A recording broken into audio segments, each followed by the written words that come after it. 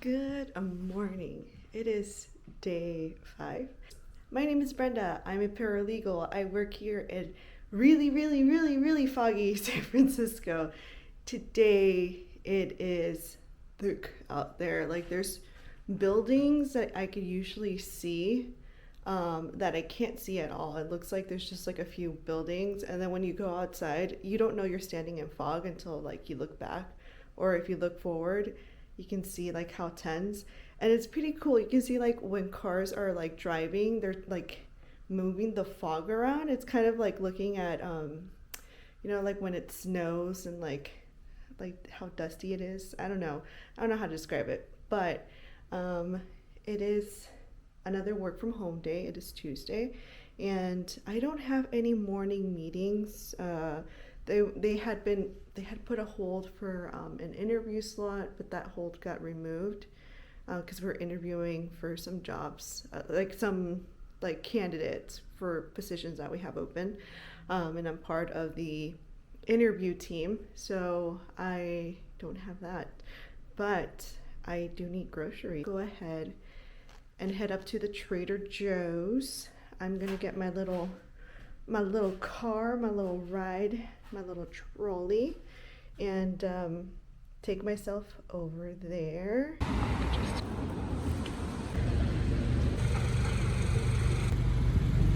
Ew, I look a hot mess. Oh my god, I went like this to the store. I just got back from a Trader Joe's. I had to open the window. I forgot that when I poked my head out the window, I closed it down. And then my neighbors are very big fans, because I don't think I can say this online, but big fans of the 70s show, that scene where they're all in the circle on the table. And unfortunately, my apartment leaks in the smell. And I know it's them because their downstairs neighbor gave me all the tea about like how her apartment smells like she's the one, hotboxing her apartment. And then I have another neighbor that smokes regular cigarettes, which I'm like, I don't know which one's worse. But that's the price I pay for wanting to have a nice, big, in my opinion, for San Francisco, big and affordable for San Francisco apartment. Although, really, is there any affordable apartments out there anymore? I don't think so.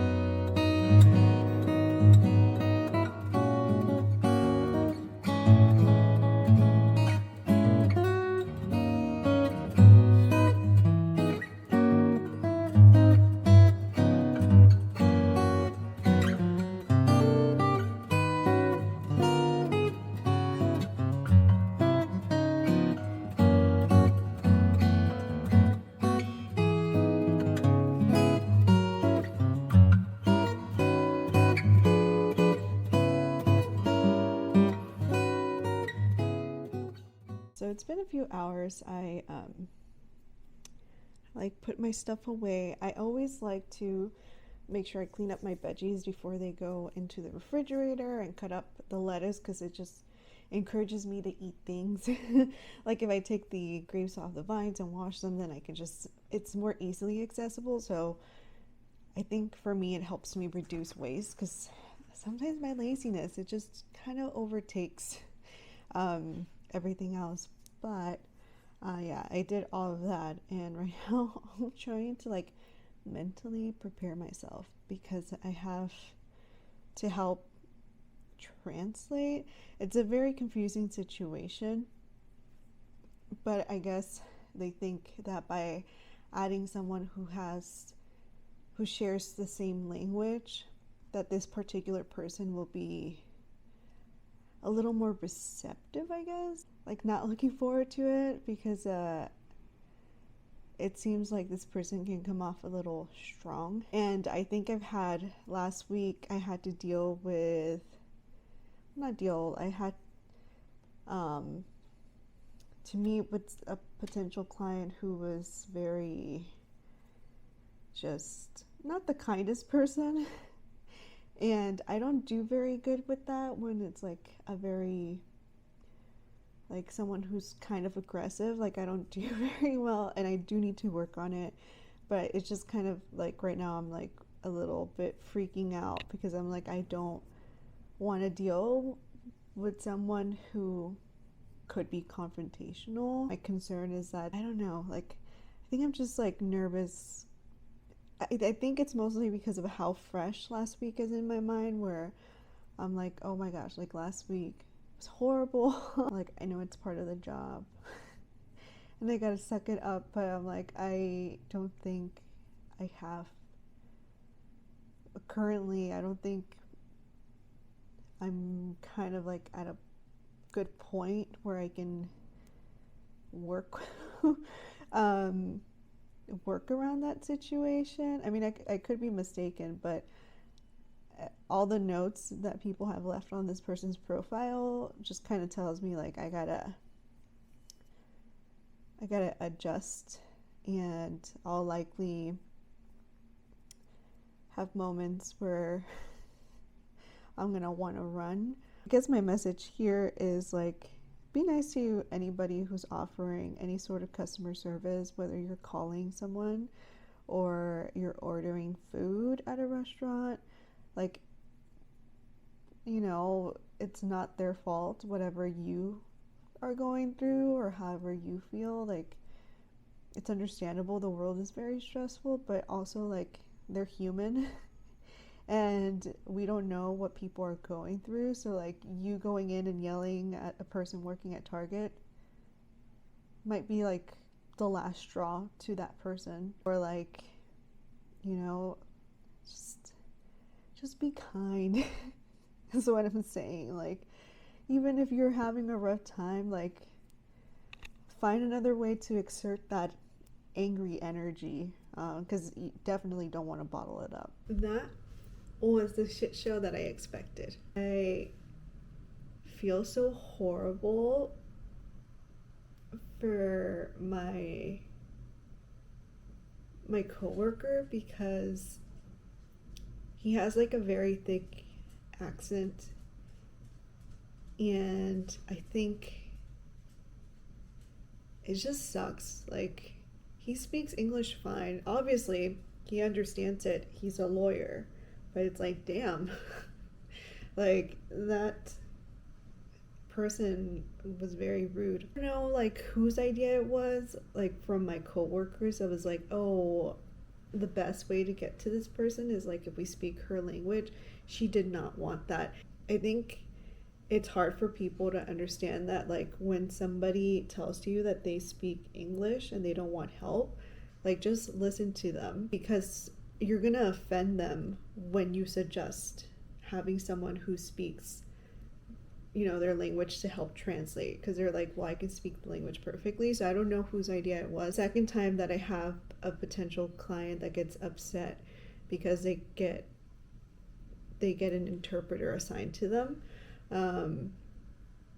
which I totally get. Like, I'm putting it down on my notes, like, don't book this person with an interpreter.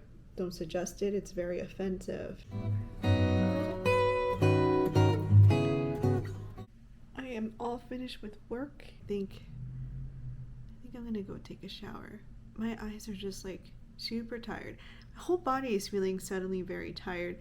I can either be getting sick, which would be very rare, or I guess like the situation with the one person drained me today. Also, right now, you know, to have like a more serious talk, I think right now, like this past couple, like maybe like 2 weeks or like a week, I've been struggling with perfectionism. Actually found out that was a perfection.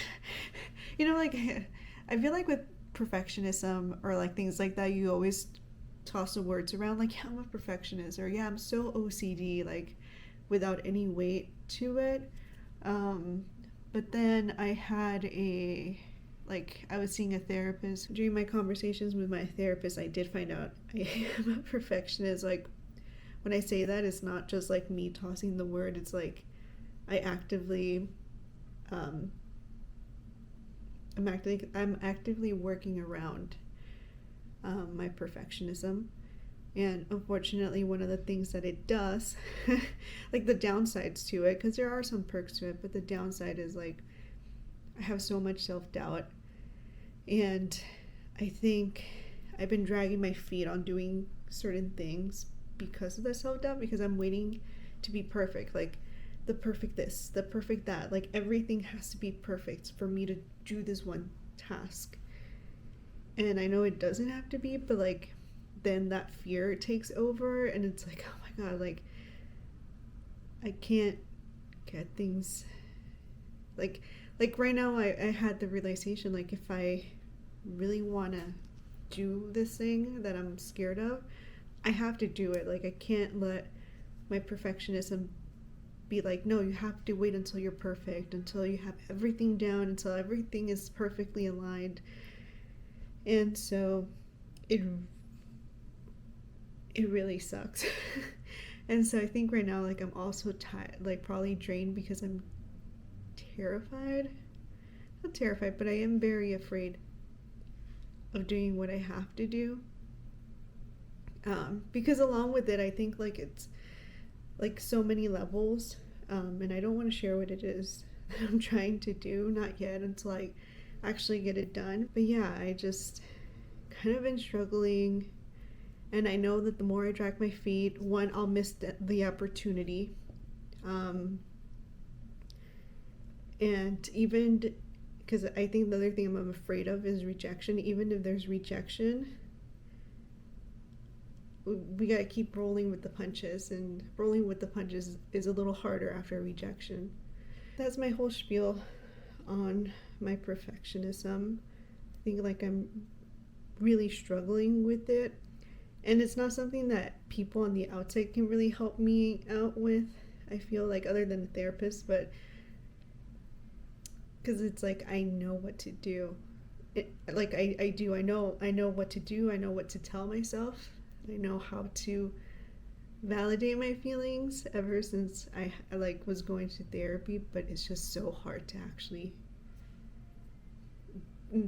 have action to what I've been wanting to do. I think the perfectionism, the me wanting to do this is now causing anxiety, which it's not me tossing up that word. Fortunately, I got an anxiety disorder. It's always so much fun, where you're like, oh gosh, like look at how fun I am. All these mental health problems that I have to work with. And I did it. I did the thing that was freaking me out. And this is just one, it's not a tiny step, it's like one step. And I know that I can't put my eggs all in this one basket, so I have to continue, really working on all of this. I thank you for joining me, and I hope you will stick around for a few more Vlogmas. I do think I should have more outdoorsy activity, because all of the holiday stuff is coming up, and then my friend is coming back from medical school, so we'll be doing a lot of probably hanging out with her, and yeah, I mean there's quite a few events. I'm still debating on whether I want to go to this one event with my coworkers, but yeah, so just stick around. Hopefully this also pushes me to be less indoor and more outdoor. But yeah, thank y'all for watching, and I'll catch you next time.